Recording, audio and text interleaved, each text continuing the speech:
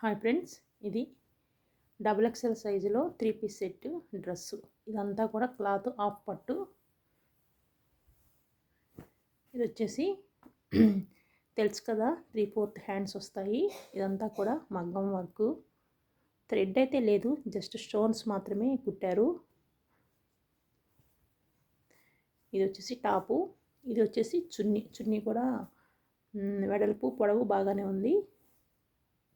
మనకు కావాల్సింది చున్నీయే కదా, పెద్దగా ఉండటం. చున్నీ పెద్దగా లేకపోతే లుక్ బాగోదు.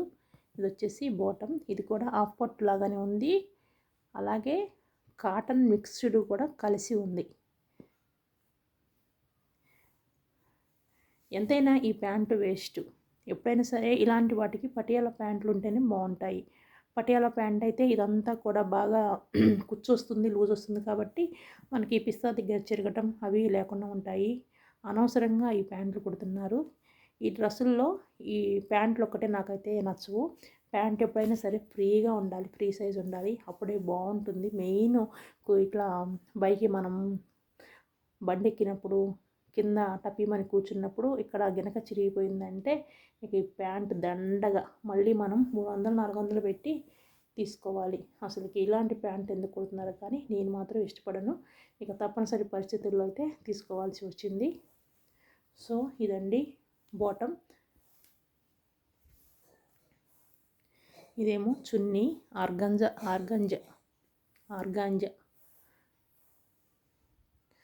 దీనికి అంచు వచ్చింది, బార్డర్ బాగానే ఉంది.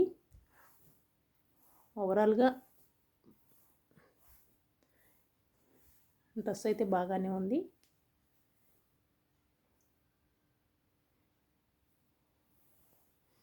కనపడుతుంది కదా, లెమన్ ఎల్లో గోల్డిష్ కలర్లో పింక్. ఇది వచ్చేసి టాపు. హ్యాండ్స్కి ఏమీ వర్క్ రాలేదు.